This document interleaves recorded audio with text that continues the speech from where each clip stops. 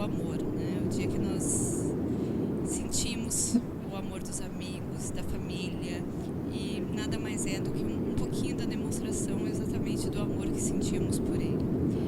Eu gostaria de agradecer, em nome da faculdade, em nome do departamento de Direito Privado e Processo Civil, a presença da família, Dr. Jacques, Dona Carmen. É um imenso prazer tê-los aqui, avó, tia, irmãs, familiares, amigos. É sentir o Luciano no olhar de vocês, no carinho, no abraço. Então, o meu muito obrigada, o obrigado da casa, da faculdade, por estarem neste momento conosco. Eu agradeço aos amigos, né? Foi muito difícil, enquanto comissão organizadora, selecionar. Nós estabelecemos uma metodologia para a escolha de tantos amigos. Então, nesse momento, nós trouxemos as duas mestras, três mestras, né? O professor Renan também, mas é mais recentes, mas que acompanharam o professor Luciano há mais tempo. Oi? Está funcionando?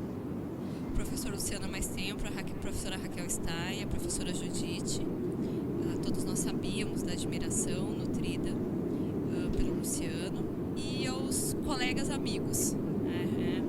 O professor Renan era um amigo mais próximo, né? Não tanto da trajetória acadêmica do Luciano, e os amigos de uma nova geração. Tem aqui o Alexandre e o Marcos, que são os nossos dois representantes, né? Na verdade, eu nunca tinha dado por conta, né, dessa união da escola. Esse não estava na minha metodologia, unir as duas escolas que o Luciano gostava tanto. Isso foi, acho que nós descobrimos aí com a fala do professor Alexandre no decorrer da palestra. E realmente a gente fez uma união do que ele representava, que era esse trânsito entre as escolas de direito civil no Brasil. Felizmente, nós estamos extremamente felizes. Felizes, porque eu uso a palavra feliz, porque encontrar vocês, encontrar os amigos do Luciano, é encontrar o Luciano. O Luciano mora dentro de nós, de cada um de nós, e quando nós estamos num grupo maior, é como senti-lo, né, nesse amor de cada um. Então, obrigada aos alunos. Eu agradeço aí imensamente ao Gabriel e à Ana Carolina, que me ajudaram. Na verdade, eu e a professora Yara acabamos tomando a frente, né, da organização, mas a participação de vocês foi imprescindível, ajuda neste momento. Agradeço. Aí agora também entra a Marina, que nos vê. A Marina está grávida de 35 semanas. Outra amiga, ela faz parte desse amor, né, esse coração, essa admiração que todos nós tínhamos deste amigo, colega, professor. A Marina é professora da Faculdade de Direito da FGV São Paulo. É a nossa companheira. Estamos aprendendo um pouco de metodologia com a Marina, o Garcês, o Alexandre. Então a gente tenta como é que o Alexandre, eu gostei da palavra, esse novo desafio, né, que se apresenta para nós, em aprender sobre metodologia. Então e é uma grande amiga, ela só não está presente fisicamente porque nós proibimos de que viajasse. Eu e o professor Alexandre conversamos assim: não, a Marina fica em São Paulo, porque vai que o Léo resolva, né, aparecer já com 35 semanas. Nós achamos mais prudente mantê-la em São Paulo. Então, Marina, obrigada. Estamos felizes, né? Semestre que vem não, no próximo, né? Nós temos aí uma licença para cuidar do Léo. Contaremos com você aqui, com o maior prazer em recebê-lo. Então, eu dou início ao concurso. Eu só gostaria de fazer uma inversão, começar pela pós-graduação, porque um grupo da graduação não chegou. Então, só para relembrar um pouquinho das regras do edital, cada grupo, os grupos não pode os grupos da pós estarem presentes quando um deles se apresenta. Então, vou pedir a gentileza de vocês, de alunos da pós-graduação, ficar só o grupo que irá apresentar. O grupo terá 10 minutos para a sua apresentação e, na sequência, a gente passa para os alunos da graduação. Tá? E nós tivemos, aí talvez alguns possam questionar, nós tivemos o empate em casas decimais. Então, nós não teremos 3, teremos 4.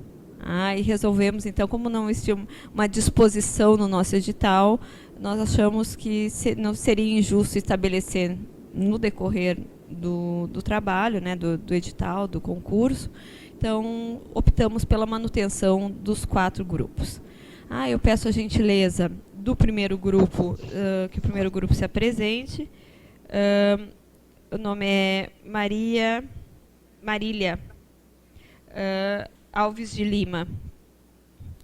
Na sequência, nós temos o Mário Tiago Moreira e o Fábio Ricardo Rodrigues.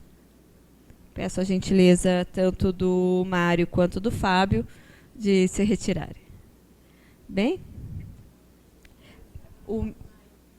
Tá. Eu só pediria para vocês para falar neste microfone para que a Marina possa escutar. Tem um lá para vocês? Marina, você tem as fichinhas de avaliação aí com você, né? Sim. Então tá. Você está vendo o slide? Sim. Tá bom. Bom. Então, eu faço o controle do tempo. Bom, então vocês terão aí o prazo de 10 minutos. Bom, primeiro, boa tarde a todos. Nós vamos, então, iniciar a apresentação. O nosso caso é o caso Belances versus Search Journal e Rede Atual de Notícias. A família Belance é uma família tradicional que morava na pequena cidade do interior de São Paulo, composta por Paulo, médico, Cristina, professora, e tinha um único filho, Vitor, que sempre foi um excelente aluno. Vitor, ao ingressar na faculdade, passou a subtrair e vender de forma ilícita os medicamentos a amostras grátis do consultório de seu pai. Todo o esquema foi descoberto. Vitor respondeu ao processo criminal, foi condenado e preso. À época, o fato foi amplamente divulgado em jornais impressos, rádio e televisão. Vitor cumpriu sua pena e foi posto em liberdade. Concluiu a graduação e se tornou um profissional reconhecidíssimo, além de se casar.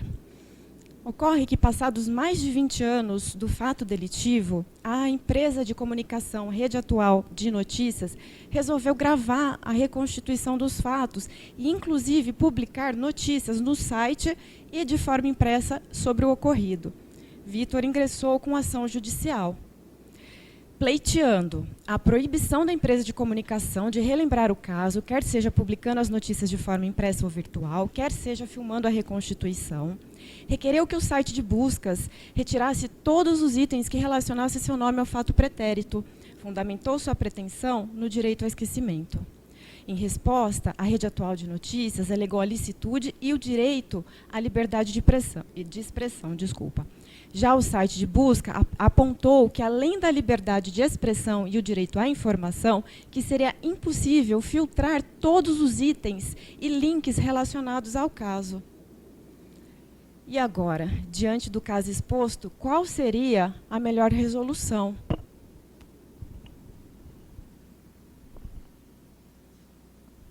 O caso apresentado, ele já é antigo, porém, num cenário novo, que é a internet e os meios digitais.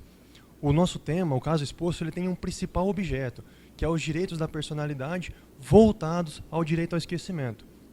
Os direitos da personalidade em si, a gente tem que ter o conceito como relacionado ao âmago pessoal, à honra, à imagem e aspectos fisiológicos. Dentro do direito de personalidade, dos direitos da personalidade, a gente possui um rol de características, podemos dizer assim, que são a generalidade, serem direitos absolutos, impenhorabilidade, dentre outros. E também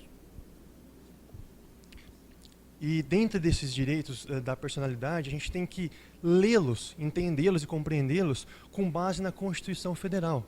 A Constituição ela positiva alguns direitos, como a vida, como a imagem, como a honra. Porém, não traz uma cláusula geral de direitos da personalidade. Então, os direitos da personalidade do Código Civil devem ser lidos com base no princípio da dignidade da pessoa humana. Além dessa leitura com face na Constituição, com base na Constituição, os direitos de personalidade, alguns doutrinadores, algumas correntes, se filiam à taxatividade desses direitos, outros que são um rol meramente exemplificativos. Se a gente for seguir pelo lado da taxatividade, a gente pode chegar à conclusão de que esses direitos eles ficaram parados e não acompanhou a evolução social. Já se a gente se filiar à corrente de que é um rol exemplificativo, a gente consegue compreender que ele evoluiu, acompanhou a evolução social, porém, a gente fica aberto aí a uma proliferação desses direitos. Já em relação ao direito ao esquecimento, a gente deve colocar de um lado da balança o direito de ser deixado em paz e de outro lado da balança o direito à liberdade de expressão ou, de repente, a preservação da memória coletiva. O direito ao esquecimento é um lado da privacidade, sendo que ele existe muito antes do surgimento da internet. Nós temos como exemplo, no direito civil, a prescrição, a perempção, a decadência. No direito penal, nós temos como exemplo a extinção dos antecedentes criminais. Na verdade, o direito ao esquecimento ele é uma segunda chance dada àquele que teve sua imagem relacionada a um fato negativo. E como fica o direito ao esquecimento na internet? Uma vez que a internet permite o acesso intertemporal e sem fronteiras, como é o nosso caso agora com a professora Marina, que está em São Paulo. E é um veículo de comunicação social de massa a internet. O direito ao esquecimento, foram criadas diversas expressões em italiano, francês. Uma delas é o direito de esquecimento, direito de ser deixado em paz, direito de apagar e direito ao esquecimento. No nosso trabalho, todas as expressões foram usadas como sinônimas, mas nos parece mais adequada a direito ao esquecimento, que em inglês ela é traduzida como right to oblivion. Oblivion, na língua inglesa, ela traduz uma perda forçada da memória. O Oblivion vem do grego lit, que significa uma deusa, filha da discórdia, que acreditava-se que quando as pessoas faleciam, elas eram conduzidas até o inferno e eram obrigadas a beber a água dela. Então, fazia com que elas esquecessem todos os fatos da vida pregressa. E o que é que pode ser submetido ao direito ao esquecimento? Os dados pessoais. Os dados pessoais são todos aqueles que levam a uma precisa identificação do indivíduo. E, por exclusão, o que não é pessoal, não é dado pessoal, é dado anônimo, não é sujeito ao direito ao esquecimento. Aqui eu vou fazer um parêntese, professor Alexandre, que o senhor colocou em relação aos casos, paradigmas. A gente vai colocar logo no slide em seguida a questão de casos da Alemanha e um caso da Espanha. Mas aqui não há hierarquia, simplesmente com o intuito de mostrar como foi resolvido o caso. Exatamente. Nós temos dois casos paradigmas no Brasil, a chacina da Candelária e o caso Aida Curi, que não são diretamente relacionados à internet, mas sim ao direito ao esquecimento. O caso Lebach, que é o caso da Alemanha, e o caso Google versus a agência espanhola versus Gonzalez, que esse sim é relacionado à internet. A gente tem que ter em mente que o direito ao esquecimento ele visa a tutela do indivíduo e não a proteção da informação que pretende ser publicada. Ele deve ser entendido como uma espécie do direito de personalidade e não devendo ser confundido com o direito à privacidade. E quem pode exercer ele contra quem? Ele pode ser exercido contra a pessoa relacionada aos dados pessoais, excepcionalmente sucessores, no caso do autor ter falecido ou estar incapacitado. E contra quem? Ele pode ser exercido contra a pessoa que detém o controle sobre os dados pessoais e também, o que é muito importante, contra os motores de busca na internet, que a gente tem como exemplo o Google. Em relação, trazendo um pouco mais para a realidade brasileira, o artigo 220 da Constituição Federal, no caput, na parte final, ele faz uma ressalva de que o direito à liberdade de expressão, o direito à informação, a liberdade de imprensa, ele não pode ser absoluto e suprimir outros direitos. Então essa ressalva, ela traz uma flexibilização para que outros direitos possam prevalecer, como o direito à vida, à honra e à imagem. Lembrando que isso sempre tem que ser analisado caso a caso. Em relação ao direito brasileiro, nós temos o enunciado 531 da 7ª Jornada de Direito Civil, que ele inseriu o direito ao esquecimento na categoria de direitos da personalidade. Nós temos também marco civil, não de forma expressa, mas de forma implícita, no artigo 7º, inciso 10, e aqui a gente faz outro parênteses, todo o projeto foi feito, né, o estudo foi feito antes da presidente, agora suspensa, publicar o decreto que regulamentou o marco civil da internet, e existem projetos de lei em tramitação. A título de conclusão, o direito ao esquecimento está contido dentro da ideia de privacidade, mas com ela não se confunde. É uma faculdade de obstar o processamento informatizado e a transferência ou publicação de dados pessoais. A gente pode concluir que, quando houver choque de direitos e princípios relacionado ao direito ao esquecimento, a gente tem que sempre utilizar da ponderação. E aí, analisando detidamente cada caso, a gente chega a uma conclusão. No caso, nós concluímos que o Vitor, ele tem sim direito ao esquecimento, tendo em vista o decurso do tempo e em razão dele já estar ressocializado. Se ele não tivesse o direito ao esquecimento, ele teria uma nova punição, e isso não seria justo.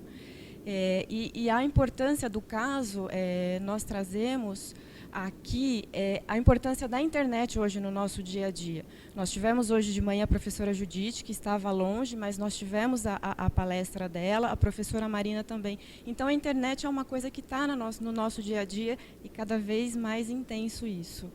Muito obrigada.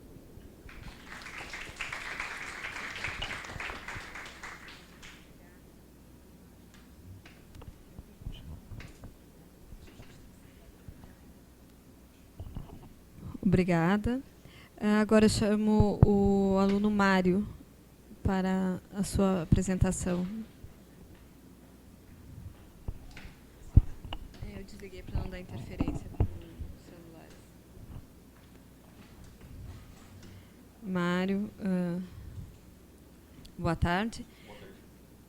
Nós estamos 17h12, então são 10 minutos para a apresentação. Por gentileza, eu peço para usar o microfone, porque a Marina está... Boa tarde a todos, senhoras e senhores, boa tarde à banca examinadora. Bem, primeiramente eu só queria agradecer a oportunidade de poder tratar do caso prático aqui. Eu acho que, de fato, a metodologia da utilização dos casos práticos permite com que nós analisemos o direito de uma maneira mais completa, né? A gente foge um pouco só da análise teórica e a gente pode tratar de uma análise técnica, de uma análise ética e de uma análise prática. Foi isso que eu tentei fazer dentro desse caso prático. O meu caso ele trata sobre direito das obrigações, notadamente a temática do enriquecimento sem causa, que é tema da minha dissertação de mestrado. E eu faço um cotejo com a parte de responsabilidade civil também. O nome do caso é Até Onde Vai a Inspiração. No caso, uma breve explanação sobre o caso. No caso, nós temos um compositor brasileiro, nacionalmente conhecido, que tem uma série de obras conhecidas pela população, chamado Carlos Pestana Gomes. E, num dado momento, uma empresa nacional, a Salieri Companhia, ela resolve utilizar uma das obras, uma das composições do compositor, para vincular uma propaganda institucional da empresa. A empresa, em nenhum momento, ela utiliza, ela toma qualquer contato com o compositor para definir qualquer disposição sobre direitos autorais. Para além disso, o que acontece dentro desse caso prático? A empresa, a propaganda institucional dela, ela se torna um caso de notório conhecimento da população. Se torna ele é completamente viralizado e cai no gosto da população. O que acontece a partir daí é que ela começa a oferir lucro de várias maneiras com essa publicação e utilizando a música do compositor. Entre elas, ela começa a vender aplicativos que tratam dos interesses da empresa e que trazem a música. Ela começa a disponibilizar a música, a versão que foi feita da música, em sites de compartilhamento de mídias e a oferir lucro com a venda delas. Ela também ela ofere lucro com a visualização dessa campanha publicitária em sites de compartilhamento de vídeos, e ela tem um aumento tanto patrimonial de vendas quanto nas ações dela. Aí o que acontece? Nesse contexto todo, o compositor resolve procurar os advogados para saber se existe alguma forma dele ser restituído ou indenizado em relação à utilização da música dele. Da mesma maneira, a empresa ela procura o corpo de advogados dela para tentar saber como que ela pode se resguardar dentro de uma possível querela jurídica nesse caso. Esse seria o caso prático, né? Dentro desse caso, eu trato de 6 principais pontos que seriam interessantes para serem abordados na fundamentação jurídica. A primeira questão que a gente pode tratar é se existe alguma diferença e, se existindo, quais seriam as diferenças entre a restituição e a indenização dentro do direito privado e direito civil. Então, a questão é, se a responsabilidade civil trata de indenização e o enriquecimento sem causa trata de uma restituição, elas teriam o mesmo conteúdo jurídico? Então, esse já é o primeiro ponto. E, desde o início, eu já esclareço que o caso ele não tem uma resposta fechada, né? Ele, como qualquer obra do direito, ele sofre daquele vício de depender muito da teoria adotada. E exatamente por isso que ele permite que isso seja desenvolvido entre os alunos. Essa seria a primeira questão, se haveria uma diferença entre restituição e indenização. A segunda questão são as eventuais diferenças entre a responsabilidade civil e o enriquecimento sem causa, como aplicação de figuras jurídicas dentro de um caso prático. Então, é trazer quais são os requisitos de cada um, quais são os limites e quais seriam as excludentes dessas duas figuras na análise do caso concreto, derivando assim se o caso propõe uma solução através de responsabilidade civil ou através da figura do enriquecimento sem causa. A gente vem para o terceiro ponto, que é um dos pontos que eu acho que permite o maior nível de discussão dentro do caso prático. Qual seria? Seria a questão do quanto indenizatório ou restitutório a ser analisado nesse caso prático. De início, a gente pode perceber, e aí, no resumo, eu até fiz uma tabela comparativa para a gente analisar que tanto na responsabilidade civil quanto no enriquecimento sem causa, nós temos duas correntes, seriam duas formas de aplicação em relação ao quantum indenizatório e restitutório, no caso do enriquecimento sem causa, num dado caso concreto. Ela pode ser tanto restritiva quanto ampliativa. E aí depende muito da teoria adotada dentro do ordenamento. Na responsabilidade civil, hoje se adota com mais vigor, principalmente no Brasil, né, a teoria restritiva, que seria aquela teoria de não indenizar, a indenização não ser tão pequena que seja irrisória, nem tão grande que causa enriquecimento sem causa. Em contraposição a ela, a gente tem uma teoria ampliativa, que é a teoria do punitive damages, que não trata apenas da indenização, mas ele trata também desse caráter punitivo. Então é importante o caso permitir essa distinção e essa discussão dentro da sala, né? Assim como a responsabilidade civil, o enriquecimento sem causa também tem essa dicotomia. Dentro da teoria do duplo limite, que seria uma teoria restritiva de restituição, que permitiria a restituição apenas no máximo do que foi enriquecido ou do que foi empobrecido da outra parte, tendo em qual delas foi a menor proporção. Mas também existe uma teoria ampliativa na análise do quantum, que é a teoria da destinação patrimonial, que considera não só o patrimônio, que considera como patrimônio do indivíduo, não só a coisa em si, mas sim toda a potencialidade dela. Então, essa é mais uma discussão que pode ser trazida dentro do caso. Para além disso, a última decisão técnica a ser tomada dentro do caso é como se vai fazer a aplicação entre responsabilidade civil e enriquecimento sem causa em prioridade. Se seria um caso de aplicação somente de responsabilidade civil, ou seria um caso de aplicação de enriquecimento sem causa apenas, ou então se esse enriquecimento sem causa poderia ser aplicado de maneira subsidiária, que é o que se depreende da análise do Código Civil, o artigo que trata sobre enriquecimento sem causa, ou então se essa aplicação poderia ser complementar. Então, nesse caso, mais uma vez, tentar tratar, fechando essa parte técnica, em qual seria a melhor aplicação no caso concreto e qual seria a melhor saída a depender dos direitos tutelados. Aí as últimas questões a serem tratadas seria uma questão que eu imagino ser uma questão ética, que permitiria uma análise dentro do ordenamento para além da técnica, para além da capitulação legal, uma análise a partir das opções tomadas, essas opções elas vão ajudar ou elas vão prejudicar, de que forma e de que maneira, que tipo de soluções éticas estão sendo tomadas com a utilização daquela determinada figura jurídica no caso concreto. Que seria assim, qual seria a melhor opção ideológica para um direito civil atuar? Eu acho interessante o caso poder abrir espaço para essa discussão também. Por fim, e aí a demanda prática seria uma análise jurisprudencial do caso, que é possível ser realizada, não necessariamente nesse caso, porque ainda não é uma demanda jurisprudencial tão grande esse cotejo entre as duas formas, a responsabilidade civil e o enriquecimento sem causa. Mas é possível extrair de como a jurisprudência vem decidindo o caso de responsabilidade civil e como ela vem aplicando o enriquecimento sem causa, para a partir daí a gente poder tentar chegar no que vem sendo utilizado como técnica e se essa técnica vem sendo bem utilizada ou se ela pode ser modificada.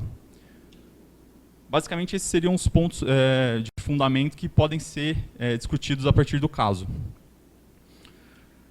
O caso, e aí mudando o assunto, para tratar da viabilidade do aprendizado dele. A viabilidade dele é bem clara na questão da discussão entre os alunos que pode ser realizada. Ela pode ser realizada tanto de uma maneira direta, com cada estudante emitindo opinião e realizando a discussão, ou então ela pode ser utilizada como uma simulação forense mesmo, com a divisão entre demandante e demandado, e aí o caso facilita por ele ter, claro, a divisão entre um demandante e um demandado, e vice-versa, né? Permitindo que divida-se grupos defendendo cada um dos interesses, exatamente para analisar até que ponto que a técnica pode ser modificada ao interesse ou não. E essa seria a grande importância da gente conseguir delimitar o campo de incidência dessas figuras jurídicas. Quanto ao aspecto material da solução do caso, a priori, a gente não tem uma solução correta ou errada para esse caso prático. E talvez essa seja a grande vantagem dele, a possibilidade dos grupos decidirem de uma maneira concatenada com o que foi discutido, não necessariamente para chegar a uma decisão imposta. Mário, 1 minuto.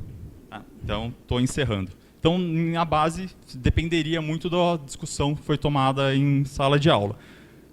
Você pode chegar em várias conclusões. Você pode, a partir das teorias adotadas, você pode chegar na conclusão que não caberia nem enriquecimento sem causa, nem responsabilidade civil, porque existiriam causas de excludente no caso.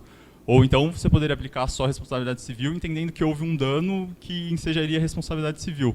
Ou entendendo que não há um dano, mas há a questão de enriquecimento e necessidade de restituição, a aplicação seria só do enriquecimento sem causa. Ou então você poderia fazer a aplicação complementar de responsabilidade civil e enriquecimento sem causa. Basicamente, essa é a discussão do caso concreto. Aí eu trouxe também, dentro do modelo que a gente enviou de início, toda a bibliografia básica para poder para servir de auxílio nessa discussão.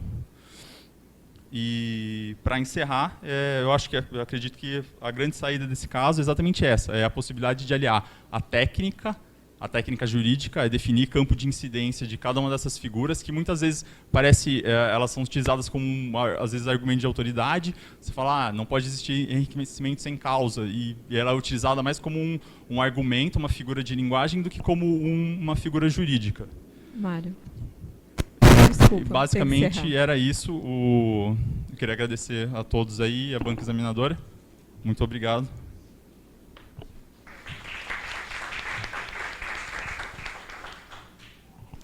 Agora nós chamamos o terceiro candidato. Só lembrando que, a partir do momento, o prazo é de 10 minutos. Okay. E que quando faltar 1 minuto para o término, eu aviso. Tudo bem, então. Obrigado. Boa tarde a todos e a todas. É uma satisfação poder estar presente aqui neste evento, que eu entendo como suma importância para o direito. O tema do meu caso é a impenhorabilidade do bem de família, de titularidade da pessoa jurídica e a teoria da desconsideração da personalidade jurídica positiva. Bom, para desenvolver esse trabalho, eu pensei na seguinte situação. Eu poderia, em algumas hipóteses, considerar como bem de família um imóvel que é de titularidade da pessoa jurídica, sendo que eu tenha os seguintes requisitos. Primeiro, é uma típica empresa familiar, e segundo, que aquele bem seja utilizado como moradia dos sócios. Vamos ao caso que eu pensei. Imagine os senhores e as senhoritas que eu tenho, por exemplo, uma costureira, que ela trabalha dentro da sua casa com a ajuda de alguns auxiliares, e ela quer montar um empresário. Se ela montar um MEI, ela tem um problema que não há uma pessoa jurídica, logo ela responde de forma ilimitada. Entretanto, o contador dela fala, olha, você tem a possibilidade de montar uma ERELI, que é a empresa individual de responsabilidade limitada, só que o problema é que para montar essa pessoa jurídica, você precisa ter um capital social de 100 salários mínimos. Aí já está algum problema. Visando isso, o que ela faz? Ela afeta aquela casa que é utilizada na sua atividade econômica e empresarial, mas também já era utilizada como moradia, ela afeta para o estabelecimento. Ou seja, ela transfere para a pessoa jurídica, portanto, aquele imóvel que estava no seu nome, a partir de agora está no nome da pessoa jurídica.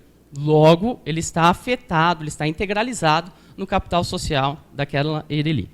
Aí o questionamento meu era o seguinte: se ela fosse uma empresária individual de responsabilidade limitada, se ela não fosse essa empresa individual de responsabilidade limitada, se ela não tivesse essa pessoa jurídica, aquele imóvel poderia ser coberto pelo Instituto do Bem de Família.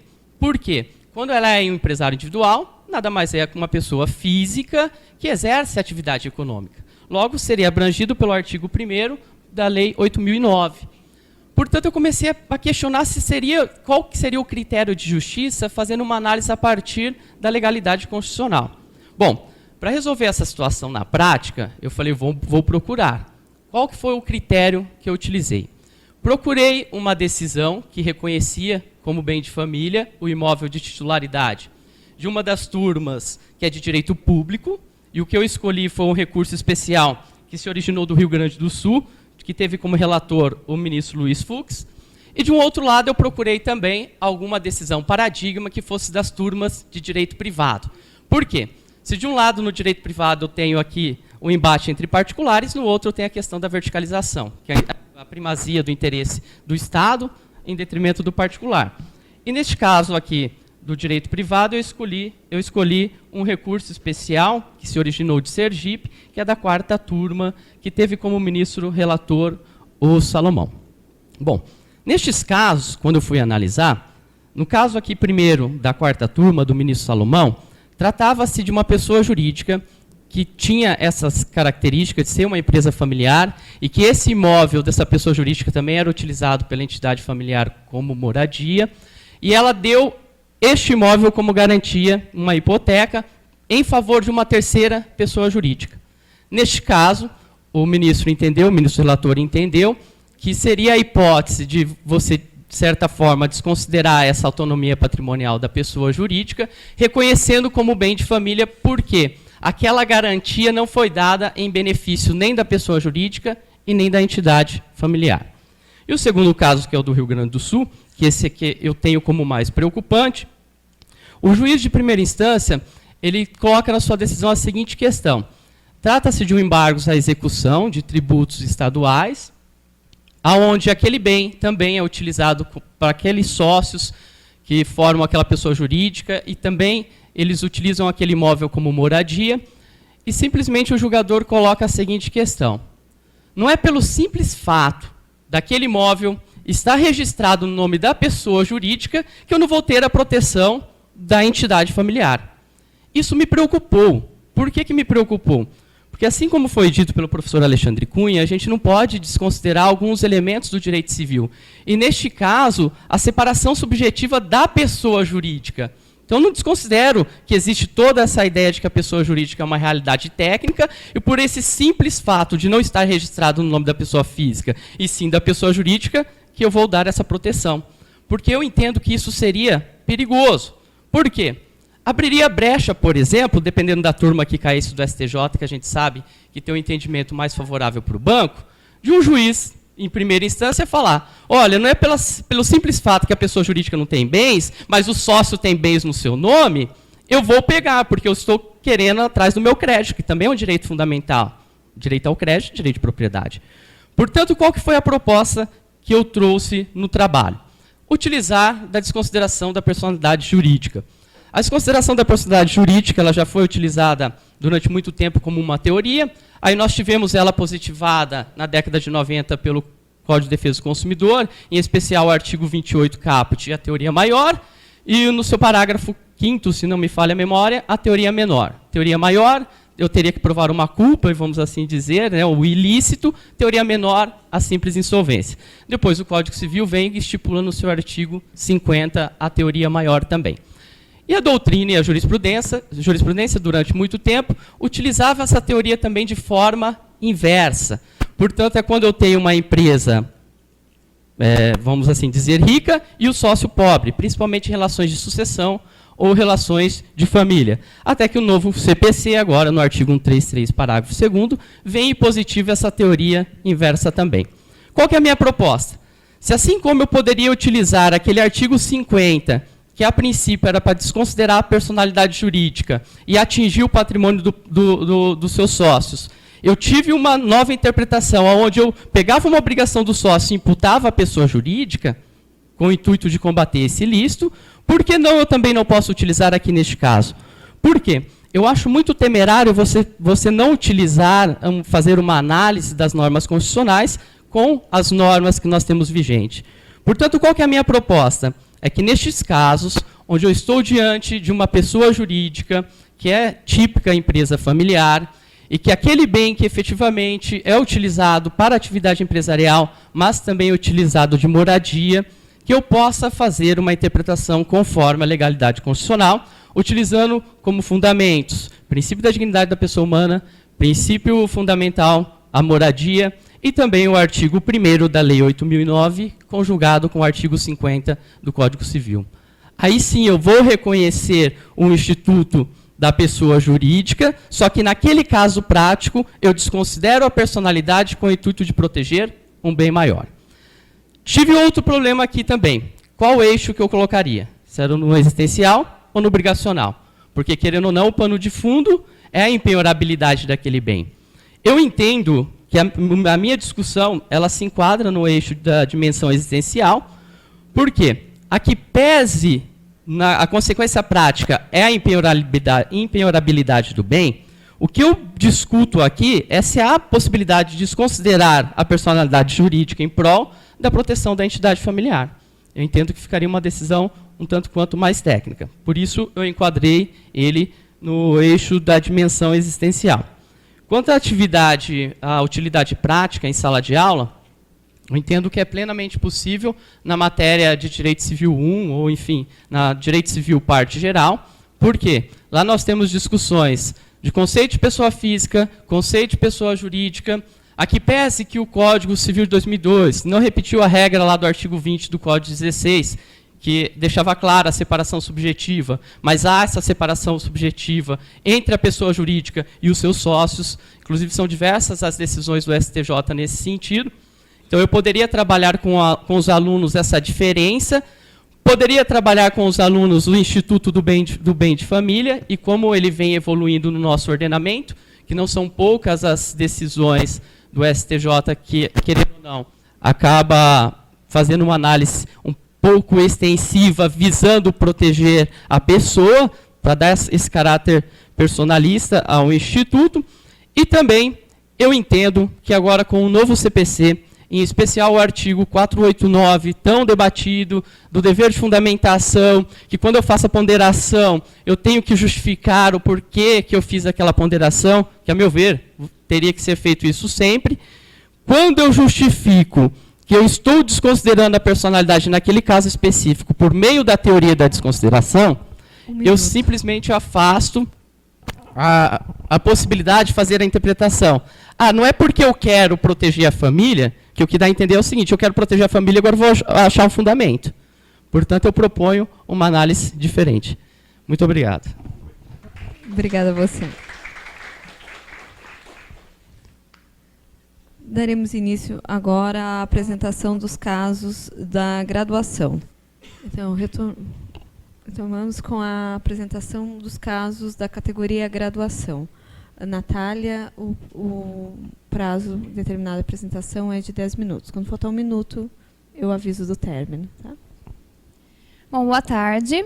Em primeiro lugar, eu gostaria de destacar que o objetivo do caso não é propor possíveis soluções ao conflito entabulado entre as partes. Antes de tudo, meu objetivo é trazer à luz alguns conceitos e teorias que são pouco abordados pela doutrina de jurisprudência pátrias, mas que são de extrema relevância para a compreensão das relações contratuais cada vez mais complexas. Então, vamos ao caso. O produtor A e a usina B celebraram contratos de fornecimento de cana-de-açúcar com corte, carregamento e transporte. Trata-se de um contrato cada vez mais comum no setor sucroenergético. Por meio desse contrato, as atividades de cultivo ficariam a cargo do produtor A, ao passo que as atividades de corte, carregamento e transporte ficariam sob a responsabilidade da usina B. O prazo nesse contrato específico ficou determinado por uma safra, que foi prevista em 6 anos, o preço baseado na taxa de açúcar total recuperável, sendo que da remuneração final, que seria pago ao produtor A, seriam descontados os custos incorridos pela usina B para as atividades de corte, carregamento e transporte. Ocorre que, após 3 anos safras, mediante as pressões do mercado pela melhoria de tecnologia no campo, a usina B decidiu investir em maquinários de alta tecnologia. Se, por um lado, esses maquinários significariam um aumento de produtividade, diminuição de desperdício, potencialização do processo logístico, por outro lado, a aquisição desses maquinários significaria um aumento dos custos de manutenção, que são suportados pelo produtor. No entanto, o produtor, diante desses benefícios e diante de uma proposta informal de renovação contratual, aceitou investir na capacitação dos seus funcionários para manejo específico daquele maquinário. Ocorre que, após 6 anos safra, o produtor A se surpreendeu quando não foi proposta qualquer renovação contratual. Além disso, ele apurou que o valor que ele recebera globalmente pela safra se mostrou proporcionalmente inferior ao que ele teria recebido caso tivesse se mantido nos antigos termos contratuais. Diante disso, o produtor A, com base no contrato, argumentou que a usina B, em um primeiro momento, nem deveria ter adquirido esses maquinários, porque, pelo contrato, ela não poderia incidir em custos de manutenção superiores àqueles médios do mercado, já que é o próprio produtor A que o suportaria. Além disso, acusou a usina B de induzir o produtor a investir na capacitação de seus funcionários mediante essa proposta de renovação contratual que não ocorreu na prática. Além disso, argumentou que a usina B se aproveitava da dependência econômica desse produtor, visto que o investimento realizado pela usina B seria amortizado em relação ao aumento de produtividade de todos os produtores com quem celebrassem o contrato, ao passo que o produtor A contaria apenas com a sua própria lavoura para amortizar esse investimento, o que requeriria um lapso temporal superior e justamente aquela renovação contratual que não ocorreu. Diante disso, a usina B argumentou que não fora feita qualquer proposta de inovação contratual, visto que não reduzido é escrito e não constar no instrumento contratual pactuado. Disse ainda que o produtor A sabia, como empresário, dos altos custos, também como dos benefícios da aquisição daqueles maquinários. E, por fim, argumentou o pleno cumprimento do instrumento contratual. Se formos analisar os aspectos materiais desse caso, primeiro momento, cabe uma indagação a respeito da denominação desses contratos como contratos de fornecimento. Os contratos de fornecimento, no seu conceito clássico, são tidos como modalidades de compra e venda com execução diferida no tempo. No entanto, se a gente se atém às características do contrato que estamos estudando, veremos algumas questões interessantes. Por exemplo, percebemos que para esse fornecimento da cana-de-açúcar, houve uma certa união de ativos entre ambas as empresas. Os ativos relacionados à atividade de corte, chegamento e transporte são pertencentes à usina B, ao passo que os ativos relacionados ao cultivo pertencem ao produtor A. Essa união de ativos fica ainda mais latente em função dos investimentos conjuntos que foram realizados por ambas as partes na aquisição desses maquinários e na capacitação dos funcionários. Além disso, percebemos um certo poder de ingerência da usina B em relação à atividade produtiva do produtor A, o que implica diretamente nos resultados obtidos por ambas as empresas. Diante disso, temos que nós não estamos diante de um contrato de fornecimento puro. Nós não estamos diante de um contrato de intercâmbio que é típico dos modos de governança via mercado. A economia dos custos de transação denomina essa estrutura que é criada por esse contrato como uma forma híbrida de governança. As formas híbridas de governança elas vêm sendo estudadas desde a década de 70, principalmente por economistas, e elas apresentam características intermediárias entre os mercados e as hierarquias, as firmas, as empresas. E elas são extremamente recomendadas para transações recorrentes ou ocasionais que envolvem investimentos mistos, que é justamente o caso desse contrato de fornecimento que nós vimos. Tanto esse contrato ele tem essa natureza híbrida que a Justiça do Trabalho ela acusa as usinas de terceirização ilegal das suas atividades, ao passo que os trabalhadores eles são encorpados no produtor, que geralmente detém menor capacidade econômica e financeira para arcar com as obrigações trabalhistas. Então, muitos juízes do trabalho vêm entendido a formação de um grupo econômico de fato, de modo a obter essa responsabilidade solidária. No entanto, nós não estamos diante de um grupo societário, assim como não estamos diante de um contrato de intercâmbio. Nós estamos diante de uma forma híbrida de governança que merece tratamento e disciplina jurídica própria. E além daquelas características que vimos, como união de ativos, etc., as formas híbridas elas precisam ser melhor atentadas em função da natureza relacional dos contratos que a compõem. Essa noção relacional permite que nós compreendamos que a racionalidade limitada das partes faz com que os contratos eles sejam essencialmente completos, o que implica dizer que é impossível prever todas as contingências futuras. E ainda assim, as mudanças, elas representam as características permanentes da sociedade econômica tecnológica, ou seja, as partes ao longo do desenvolvimento contratual precisam se adaptar, sendo inclusive a adaptação considerada o principal problema econômico. Então, essas modificações que ocorrem ao longo do tempo requerem flexibilidade. Ocorre que, como foi apontado por um estudo empírico de Stuart Macaulay na década de 60, os empresários eles estão mais preocupados com os efeitos econômicos de suas ações e suas decisões do que com os efeitos econômicos. Muitos deles não entendem como se eles estivessem extinguindo o contrato, com todas as suas implicações jurídicas. Eles entendem como se eles estivessem cancelando uma ordem. Além disso, eles se pautam muito mais por sanções informais, como os efeitos reputacionais no mercado, do que com as sanções formais estipuladas pelo judiciário. Isso faz com que, ao longo daquelas modificações que ocorrem ao longo do desenvolvimento contratual, há um afastamento da curva do contrato, tornando uma letra fria, que é justamente o que nós percebemos no caso concreto, diante dos investimentos e as propostas informais que não foram reduzidas a papel. O problema é que, no caso de conflitos, as partes elas retornam justamente àquele instrumento contratual que não mais representa a realidade dos fatos para suportar os seus argumentos. Por exemplo, o produtor A se escorou no contrato para argumentar que a usina B não poderia, em primeiro momento, ter adquirido aqueles maquinários. Mas como que o produtor A pode se balaustrar no instrumento contratual se ele mesmo está defendendo que ele só investiu na capacitação dos seus funcionários porque fora feita uma proposta de renovação que não foi reduzida a papel? Diante disso, nós ficamos com uma dúvida a respeito de qual pacta sunt servanda. O princípio do pacta sunt servanda é o princípio essencial para garantir o fluxo das relações mercantis, mas nós não podemos entender que o pacto que deve ser observado deve ser aquele instrumento contratual que não mais representa a realidade dos fatos como ela de fato ocorreu ao longo do desenvolvimento contratual. Nesse sentido, temos a relevância doutrinária e prática desse caso, visto que as formas híbridas de governança e os contratos relacionais estão cada vez mais frequentes no mundo contemporâneo. Percebe-se uma tendência no panorama dos grupos econômicos de uma desverticalização das atividades que outrora desempenhadas por eles, ou seja, eles abdicam do controle total que têm sobre os seus fornecedores para com eles celebrarem contratos com o ofício de moldar-se no tempo. Contratos que não são contratos de intercâmbio, não são contratos de fornecimento puro. O problema é que, embora não sejam sistematizadas desde a década de 70, essas formas híbridas são pouco conhecidas no âmbito jurídico. Mas elas são a realidade, então precisam que sejam compreendidas.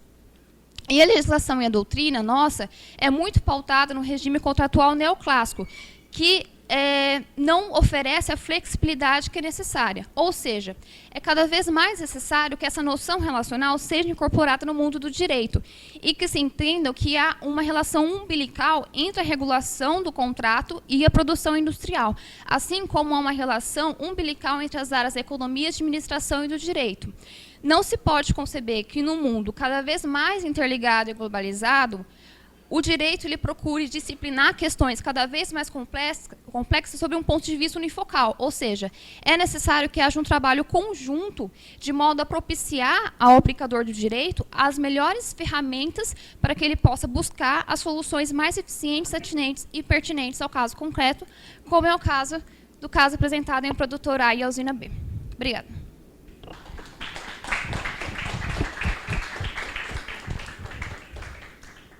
Peço a gentileza da apresentação chamar a aluna Laura. Olá, boa tarde a todos, ou boa noite. Meu nome é Laura, sou aluna do 6º período da Faculdade de Direito da Universidade Federal de Minas Gerais e sou bolsista de iniciação científica pelo CNPq. Bom, o caso por mim elaborado trata de contrato de franquia. Seus desdobramentos trazem à tona recorrentes temas do direito privado, como o limite de aplicação das previsões acordadas entre as partes. Como será abordado nas soluções propostas ao caso, algumas vezes, as expectativas criadas por uma das partes de um contrato, desde que legítimas, elas podem ter o condão de flexibilizar a incidência das disposições acordadas. Bom, vamos ao caso. No caso apresentado, Maria Clara estava à procura de rede de franquias em que ela se interessasse e que ela pudesse abrir uma unidade em sua cidade. Por se tratar de sua primeira experiência como proprietária de um estabelecimento próprio, ela estava insegura.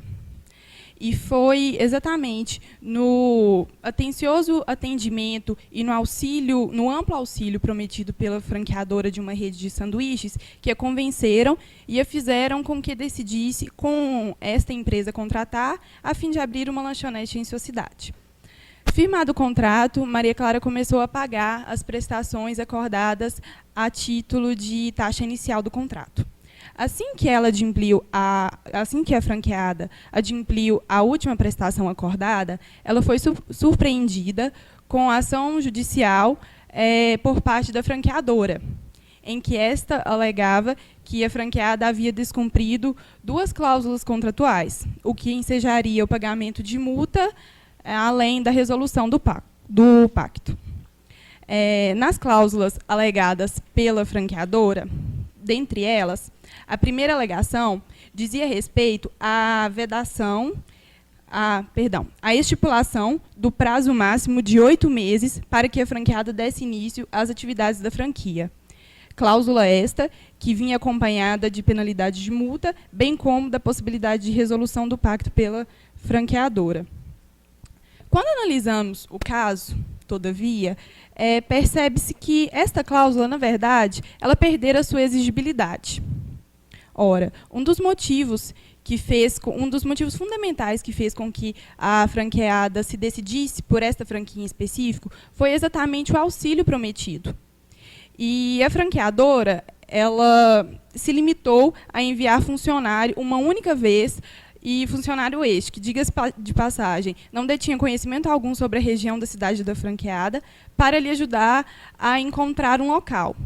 o que, como já era de se imaginar, como ele não detinha conhecimento da região, não foi de grande ajuda, sendo então que não foi ainda definido o local para dar início às atividades da franquia. Além disso, era de conhecimento da franqueada que a franqueadora tinha outras franquias contratadas que também já tinham vencido o prazo estipulado para a abertura da unidade, sem qualquer insurgência por parte da franqueadora. Ou seja, esse comportamento da franqueadora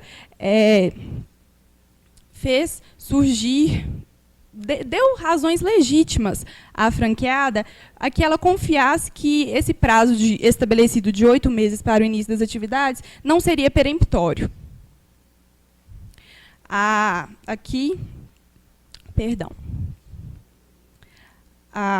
Devido a esse comportamento da franqueadora, a franqueada imaginou, então, legitimamente, que esse prazo de 8 meses não seria exigível. A franqueada Maria Clara achou melhor frequentar os cursos, compreender melhor o funcionamento da atividade, para depois, quando encontrasse um local ideal, instalar a franquia. Local ideal que viria acompanhado, ela esperava, de um sucesso mais garantido. Aqui é importante mencionar que a regra da boa-fé objetiva e seus institutos derivados da vedação de venirea contra factum próprio, bem como da regra de Tucoque, impedem que uma das partes haja no sentido de ir na contramão da confiança legitimamente despertada na contraparte ou de se valer de sua própria torpeza. O que se aplica plenamente ao caso em questão. Desse modo, a pretensão da franqueadora de exigir a aplicação dessa cláusula, ela viola a confiança legitimamente despertada na franqueada, e ação essa que não encontra guarida ou respaldo no ordenamento jurídico. Quanto à segunda alegação da franqueadora, por outro lado, pode-se dizer que ela tem certa pertinência. O que seria essa alegação? A franqueadora alega que a franqueadora solicita a aplicação da cláusula que impõe vedação a que o cônjuge da franqueada exerça atividade de natureza semelhante. A franqueadora faz essa solicitação, por analogia, tendo em vista que o irmão da franqueada, e não o cônjuge, foi contratado por uma rede de franquia de açaí em Santa Catarina. Ora, a cláusula impõe vedação ao cônjuge não pelo vínculo matrimonial entre eles, e sim pela relação de proximidade. Relação essa que é também evidenciada entre os irmãos. Além disso, como se percebe na descrição do caso, o irmão de Maria Clara a acompanhou direta e pessoalmente aos cursos que foram ministrados pela franqueadora. Cursos estes em que foi repassado conhecimento sobre a fabricação de produtos como sorvete, que era comum às duas franquias em questão, bem como noções de gerência e de atividades administrativas. E foi esta exatamente a atividade para a qual o irmão de Maria Clara foi contratado para exercer em Santa Catarina. Desse modo, é prudente a aplicação da analogia ao caso em questão para expandir a incidência da cláusula que originalmente seria imputada apenas ao cônjuge, ao irmão da franqueada, nesse caso. Todavia, esta cláusula que impõe vedação ao cônjuge, ela é acompanhada tão somente de sanção de multa como sanção. Ela não enseja a resolução do pacto.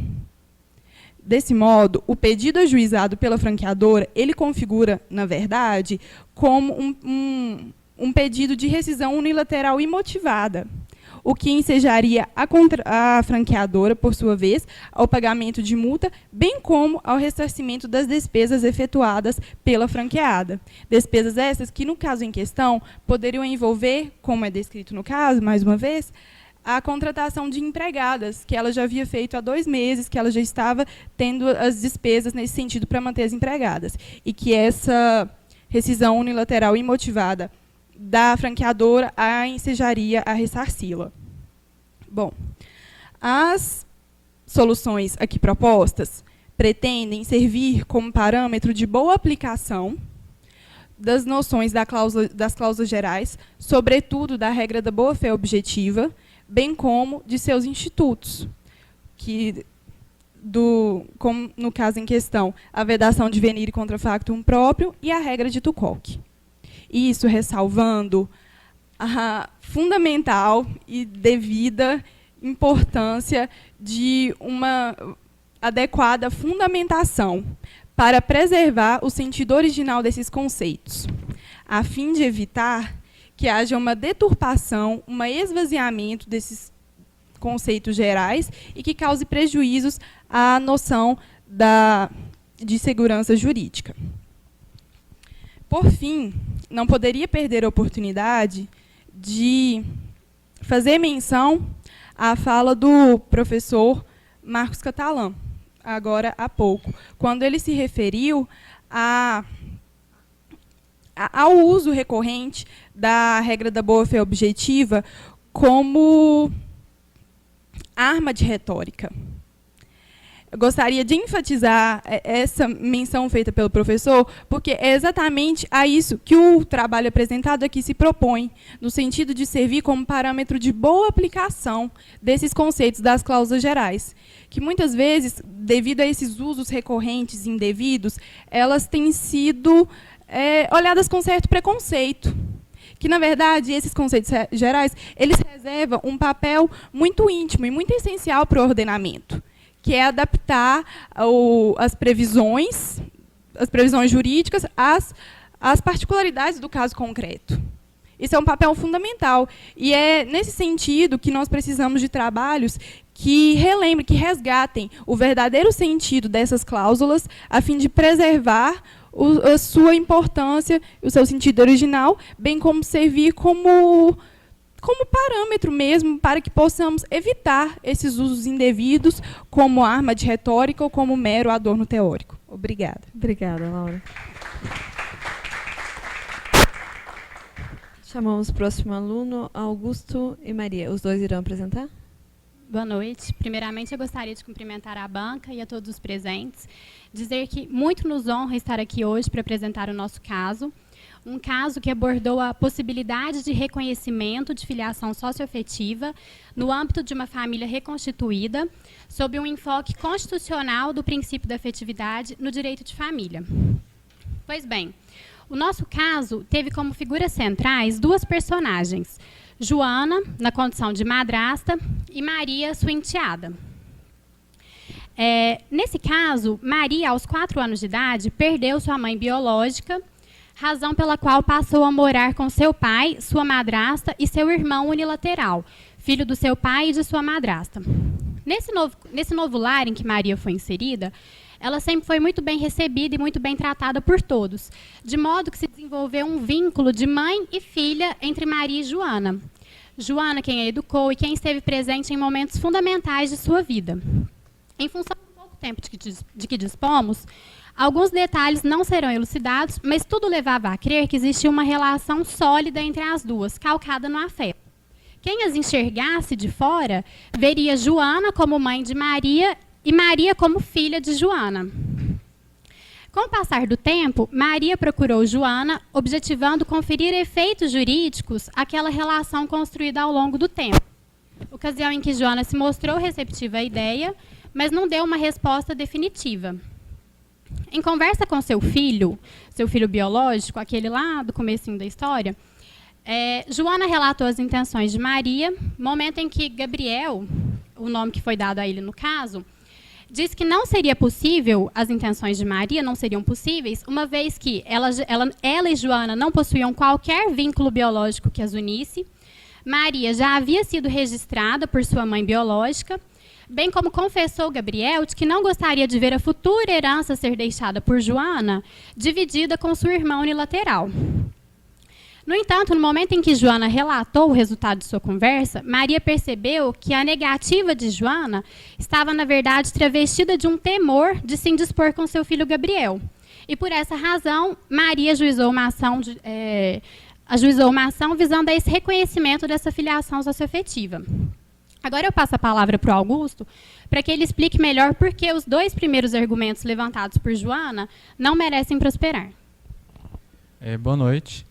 Bom, como já foi exposto, a minha fala vai se orientar de acordo com, tentando contradizer os argumentos opostos por Joana, a fim de defender o reconhecimento da filiação socioafetiva pretendida por Maria. Bom, para tanto, eu vou partir primeiro da Constituição. Vou partir primeiro da análise do primeiro argumento, que tenta obstar o reconhecimento aduzindo que a filiação decorre apenas de vínculo sanguíneo e biológico.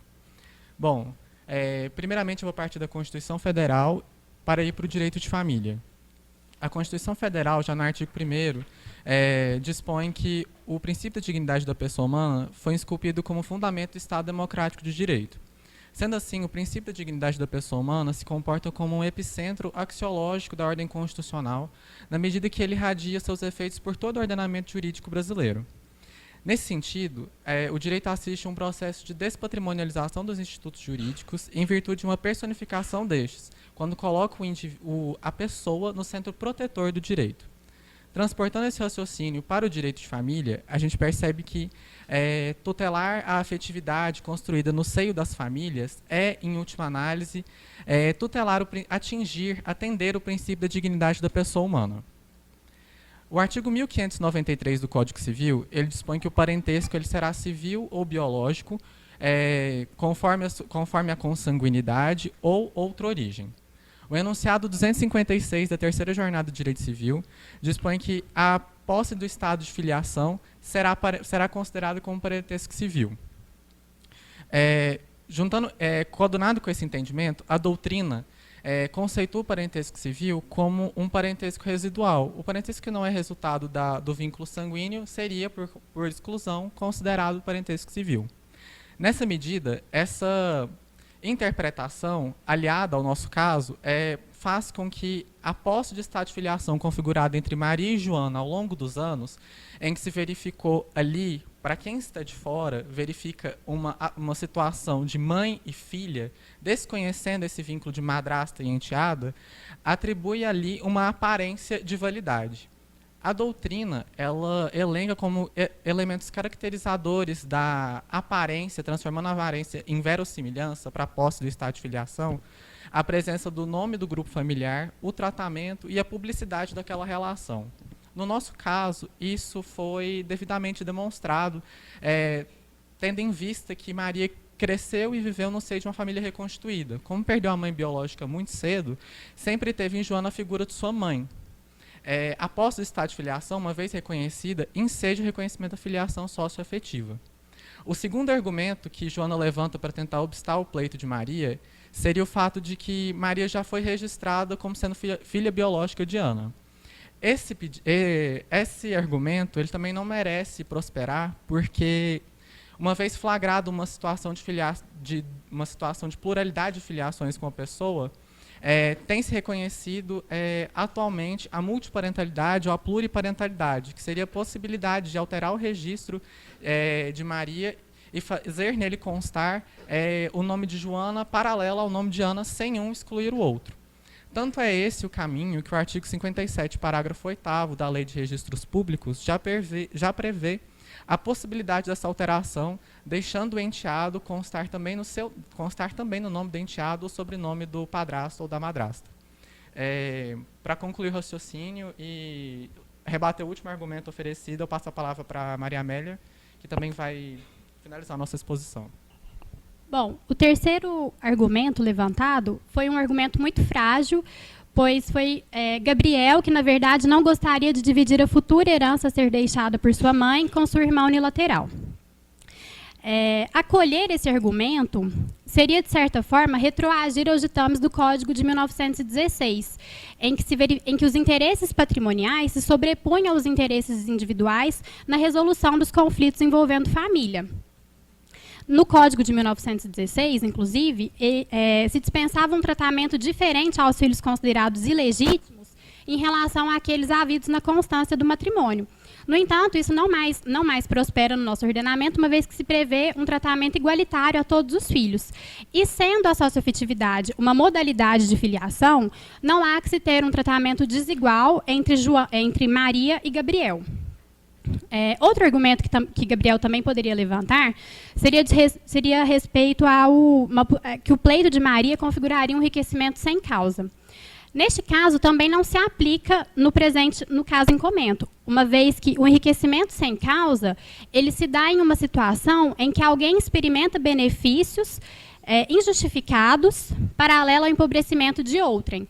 Nesse caso, não há que se falar em benefícios injustificados, uma vez que essa hipótese de Maria participar da sucessão de Joana seria pautada na socioafetividade. Por todos os argumentos que foram levantados, a gente defendeu esse reconhecimento dessa filiação socioafetiva, não só como possível, mas como uma medida que se impõe, como uma forma de você amparar e tutelar uma situação construída ao longo dos anos com base no afeto.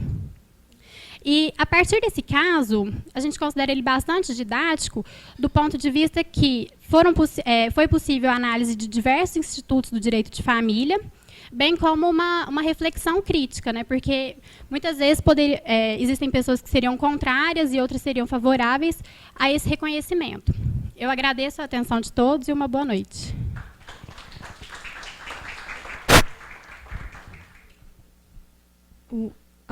Seguimos com a apresentação do aluno João Gilberto. Então, nós damos continuidade à última apresentação da categoria graduação. O aluno João Gilberto então, terá o prazo de 10 minutos, com início às 18h17, João. Quando faltar 1 minuto, eu aviso, caso... Primeiro, boa noite a todos, boa noite à banca, boa noite à família do professor Luciano, que foi o professor que teve a paciência e me deu a honra de ensinar tudo o que eu vou falar aqui. Eu espero que eu tenha aprendido só. O meu caso é o caso da incorporadora oportunista, e ele retrata o conflito de interesses entre consumidores adquirentes de unidades de apartamento e a incorporadora que construiu os apartamentos. O conflito de interesses ele se manifestou no judiciário através de uma ação civil pública proposta pelo Ministério Público em substituição dos consumidores, às vistas de que no contrato padrão feito pela incorporadora havia uma cláusula que repetia o Código Civil de 1816, que determinava que quando a área declarada no imóvel, a área declarada do contrato de alienação era inferior ou superior a 5% da área real, não havia direito à restituição ou então à indenização por parte dos adquirentes. A abordagem pedagógica do caso, que eu vou começar mais à frente, ela vai se pautar principalmente, de acordo com o que eu tinha proposto, em determinar quais são os critérios pelos quais você interpreta um contrato que, mesmo repetindo o Código Civil, é um contrato de direito do consumidor, às vistas das modulações que devem ser feitas pelos princípios de direito consumerista ao direito privado em geral. E também a questão do abuso de poder, que é retratado no voto da ministra Nancy Andrighi, e que adquire a importância jurídica, uma importância jurídica tamanha que faz com que ela comine de nulidade a cláusula em questão. E, pedagogicamente falando, ele seria adequado não para os primeiros anos da graduação, porque ele trata de alguns conceitos como o plano da validade, o plano da eficácia, sua diferença, requisitos de validade, fatores de eficácia e exercícios de direito, que precisam ter um amadurecimento durante a graduação, que logo nos primeiros anos ainda não é o suficiente para discussões mais aprofundadas. Tratando do caso, as características dele, principais, são, em primeiro lugar, que ele é um recurso especial julgado convite no artigo 105, inciso 3º da Constituição Federal, o que significa que ele trata da interpretação definitiva, isto é, irrecorrível, da interpretação de uma lei federal. No caso aqui, principalmente do Código Civil de 16 e do Código de Defesa do Consumidor. E outra questão que afeta também a externalidade, além do poder dissuasivo que esse caso vai ter contra decisões que lhe forem contrastar no futuro, enquanto precedente judicial, é o fato de ele ser uma ação civil pública, o que gera já, por si, uma externalidade bastante relevante, principalmente quando a demanda é dada por procedente, dado o artigo 103, inciso 3º do Código de Defesa do Consumidor. A segunda característica é o caráter transversal da decisão judicial, que perpassa por noções de teoria geral do direito, de direito do consumidor e de direito civil, e até toca em alguns pontos de direito econômico, o que permite que você aborde diversos conceitos e noções que às vezes passam despercebidas entre as diferenças que existem entre as matérias na graduação. E também é relevante o caso porque a decisão não foi unânime. E isso mantém aceso, naquele que estuda o caso, a criticidade sobre o voto vencedor, que no caso foi o voto da ministra Nancy Andrighi. Sobre o caso, eu vou explicá-lo o mais brevemente possível. A incorporadora, ela tinha celebrado esse contrato, cuja cláusula, que foi contrastada pelo Ministério Público, determinava que as dimensões discriminadas no contrato eram meramente enunciativas, e caso houvesse diferença de áreas de até 5% entre a área real e a área determinada pelo contrato, a cláusula determinava que não caberia a qualquer das partes direito de abatimento e de complementação do preço desta diferença. O Ministério Público, na ação civil pública movida no juízo de piso, pleiteava a declaração de nulidade da cláusula, confito no artigo 51, inciso 1º do Código de Defesa do Consumidor, qualificando a cláusula como abusiva, além da condenação do réu à obrigação de não celebrar mais contratos com aquela cláusula, e a combinação de astreinte caso houvesse descumprimento do mandado judicial.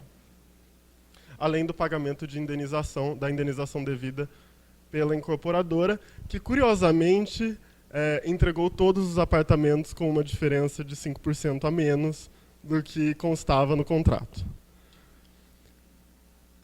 O réu, a empresa ré, arguiu ser juridicamente impossível considerar uma cláusula que constava como uma cláusula enchente do contrato de alienação de imóveis, constante do Código Civil de 16 e até, de certa forma, replicada com modificações no Código Civil de 2002, abusiva.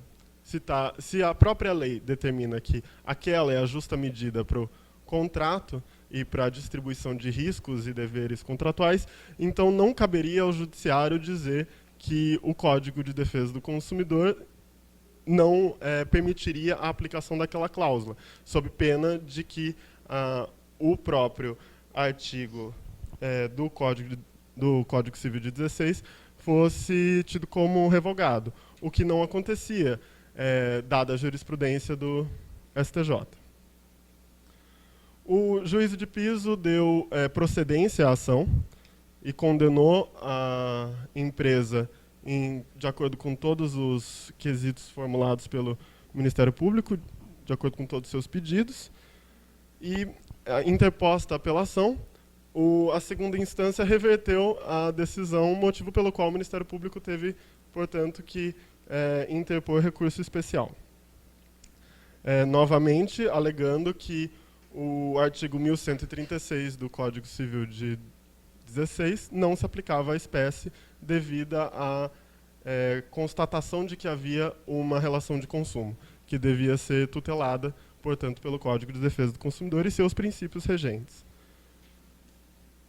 O voto relator da ministra Nancy Andrighi é bastante curioso e bastante bem formulado, o que é característico até da ministra.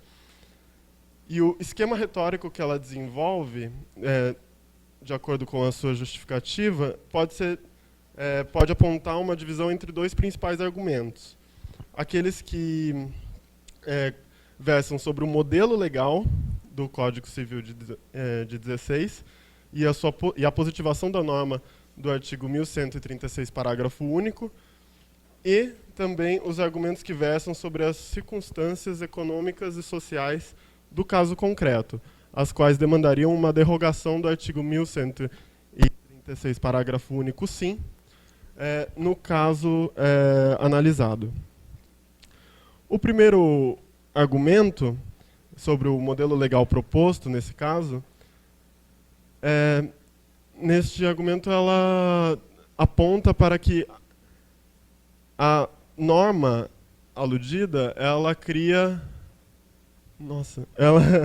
criaria somente uma presunção em favor da alienação ad corporis, e não uma presunção absoluta, uma presunção relativa. E o segundo argumento é principalmente de que o Código Civil de 16 fora promulgado para reger, principalmente, nesse caso, alienações de imóveis rurais, e que, portanto, uma diferença de 5% não era relevante, o que, no caso dos apartamentos, era absolutamente relevante. Bom, desculpa.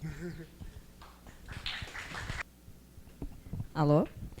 Eu vou pedir gentilmente à plateia que se retire, porque nós vamos deliberar as notas, ou não, vamos, na verdade, lançar as notas. Obrigada. Logo, 10 minutinhos já retomaremos. Professor Thierry, por gentileza, o senhor nos acompanha agora na divulgação do resultado, para a entrega dos prêmios? Acho que o senhor pode ficar ali já. Já para entregar. Então, vamos lá. Categoria graduação. Temos aqui pelos temas e as notas correspondentes. Então, temos como primeiro lugar, na categoria graduação, a aluna Natália, cujo trabalho intitulado Fornecimento de cana-de-açúcar com corte, carregamento e transporte deu aos livros, que é dos híbridos. Nossa primeira colocada. Recebeu o prêmio, parabéns.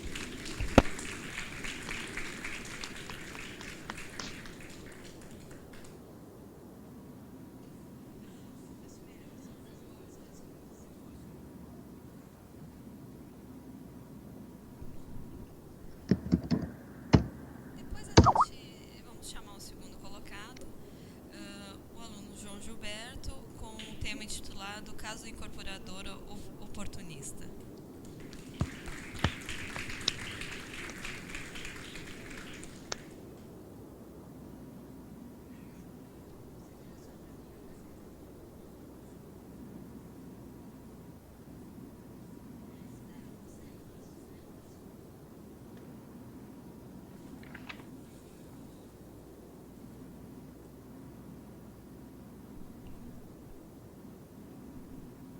Só lembrando que os depósitos em dinheiro, o prêmio em dinheiro será feita por meio de depósito. Achamos mais seguro fazê-lo dessa forma. Vamos então à categoria pós-graduação. Então temos em primeiro lugar os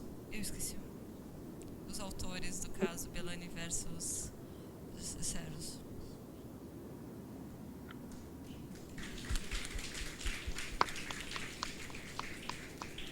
Marília e João, desculpa-me.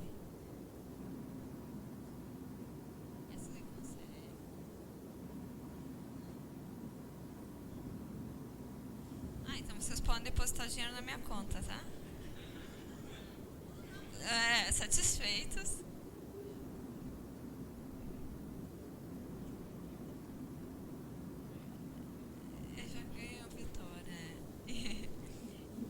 em segundo lugar, na categoria pós-graduação, o aluno Mário, cujo título é Até Onde Vai a Inspiração.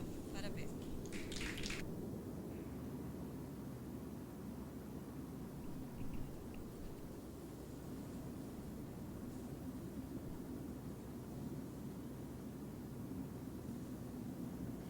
Agradecemos a participação de todos os alunos, tanto de graduação quanto pós-graduação, pelas notas. Nós temos aqui as nossas anotações, se vocês tiverem interesse. Vocês viram que foi também difícil para nós, todos os trabalhos estavam com um nível altíssimo, então agradecemos a participação de todos, esperamos revê-los em outros eventos aqui da faculdade, ligados à metodologia.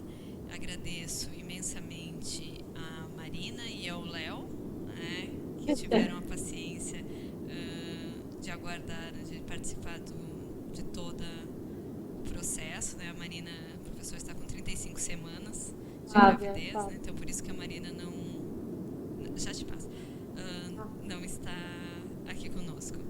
Alexandre, um amigo, um colega, assim, obrigada pela jornada.